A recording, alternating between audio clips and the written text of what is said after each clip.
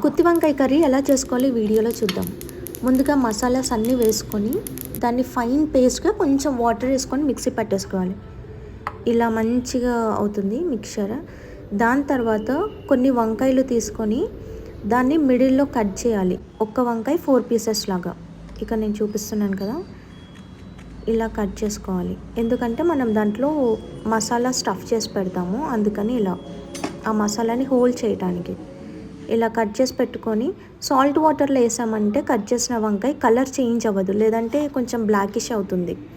దాని తర్వాత కొంచెం ఆనియన్స్, మిర్చి కట్ చేసి పెట్టుకోవాలి. ఇలా కట్ చేసి కొంచెం ఒక 50 to 60% అలా కొంచెం ఫ్రై అవ్వాలి. ఆ ఫ్రై అయ్యే వరకు కొంచెం కలుపుతూ ఉండాలి.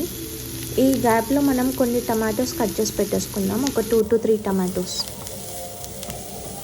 చూస్తున్నారు కదా, ఇక్కడ ఒక 50% వరకు అలా ఫ్రై అయిపోయింది.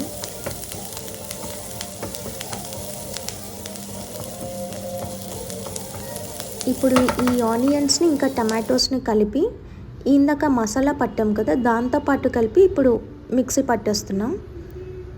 ఇప్పుడు ఇలా ఫైన్ పేస్ట్ అవుతుంది. మరీ థిక్గా పట్టకుండా కొంచెం ఇలా కచ్చపచ్చగా పట్టుకుంటే బాగుంటుంది తినడానికి రోటీస్లోకి అలా. ఇప్పుడు ఈ వంకాయలో ఈ మసాలాని స్టఫ్ చేసి పెడుతున్నాం.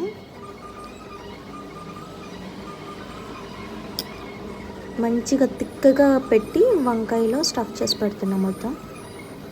ఇలా స్టఫ్ చేసి పెట్టాక మళ్ళీ సేమ్ పాన్ తీసుకొని కొన్ని మసాలాస్ వేసి కొంచెం జింజర్ గార్లిక్ పేస్ట్ వేయాలి. అవి కొంచెం మంచిగా ఫ్రై అయ్యాక పచ్చి స్మెల్ అంతా పోయిన తర్వాత ఇందాక స్టఫ్ చేసి పెట్టుకున్న వంకాయలు ఉన్నాయి కదా, ఆ వంకాయలని దీంట్లో ఫ్రై చేద్దాం. ఎక్కువ కలపకూడదు, మళ్ళీ కలిపితే స్టఫ్ చేసిన మసాలా అంతా పోతుంది ఆయిల్లో. సో జస్ట్ పైన అలా కలపాలి. మనకు కొంచెం కలర్ చేంజ్ అయ్యేంతవరకే మనము వీటిని ఫ్రై చేస్తాము, ఎందుకంటే మళ్ళీ మనం మసాలాలో గ్రేవీలో ఉడికిస్తాం వీటిని. మళ్ళీ దాంట్లో కర్రీలో ఉడుకుతుంది కాబట్టి జస్ట్ కలర్ చేంజ్ అయ్యేంతవరకే మనము వీటిని ఫ్రై చేస్తాం అంతే. ఒక 2 minutesలోనే ఇది కలర్ చేంజ్ అయిపోతుంది. మనకి వంకాయ చాలా ఫాస్ట్ కలర్ చేంజ్ అయిపోద్ది. ఇక్కడ చూస్తున్నారు కదా, ఇలా కలర్ చేంజ్ అయిపోయింది. ఇప్పుడు వీటిని తీసి ఒక ప్లేట్లో కానీ సర్వింగ్ బౌల్లో కానీ పక్కకి షిఫ్ట్ చేసుకోండి. ఇలా అన్నీ తీసి షిఫ్ట్ చేసుకున్న తర్వాత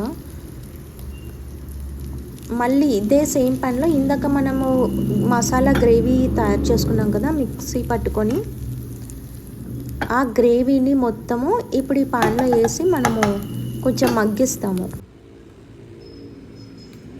ఇందాక ఈ గ్రేవీ మనం మిక్సీ పట్టుకున్నాం కదా, ఈ గ్రేవీని మంచిగా కొంచెం ఆయిల్ తేలేంత వరకు మనం దీన్ని ఆయిల్లో ఫ్రై చేసుకుంటాం.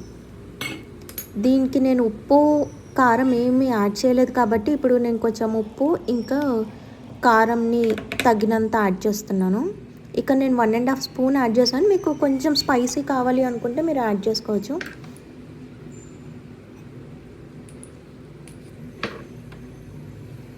ఇప్పుడు మంచిగా కలుపుకొని మూత పెట్టేసుకోవాలి. ఇలా మంచి కలిపేసుకున్నాక చింతపండు రసం, టామరిండ్ జ్యూస్ మనం నానబెట్టుకున్నాం కదా, వాటర్ని కొంచెము మీకు ఎంత కావాలి, పుల్లకి కావాలా లేదా లైట్గా, కొంచెం కొంతమంది తక్కువ తింటారు పులుపు, అలాంటి వాళ్ళు కొంచెం వేసుకోండి. ఇలా మసాలా కర్రీస్కి కొంచెం పుల్లగా ఉంటేనే బాగుంటుంది టేస్ట్. కలిపేసుకున్నాక లిడ్ పెట్టేసుకుంటున్నాను నేను. ఒక 5 minutes తర్వాత మనం చూస్తే ఆయిల్ తేలుతూ ఉంటుంది. మళ్ళీ ఒకసారి కలిపేసుకోవాలి మంచిగా అడుగు అంటకుండా. ఇలా మంచిగా కలుపుకొని మూత పెట్టేసుకోవాలి. మళ్ళీ ఒక 5 minutes అయ్యాక ఇందాక మనం ఫ్రై చేసుకున్న వంకాయలు ఉన్నాయి కదా, ఆ బ్రింజాల్ని మనము ఈ గ్రేవీలో వేస్తున్నాం. ఎందుకంటే ఇందాక మనం 50% ఉడికిచ్చాము, ఇప్పుడు ఉడికించాలి కాబట్టి. ఇలా మంచిగా అన్ని బ్రింజాల్ని వేసేసాక లిడ్ పెట్టేసి ఒక 5 to 10 మినిట్స్ ఆగామంటే మంచిగా మసాలా కర్రీ తయారైపోద్ది. మంచిగా ఇలా ఆయిల్ పైకి తేలాక మంచిగా ఒక బౌల్ తీసుకొని సర్వ్ చేసుకొని నాన్స్‌తో కానీ, చపాతీస్‌తో కానీ, పుల్కాస్‌తో కానీ, ఈవెన్ రైస్‌తో కూడా చాలా బాగుంటుంది. అద్దిరిపోద్ది టేస్ట్. ఒకసారి ట్రై చేయండి. Thanks for watching.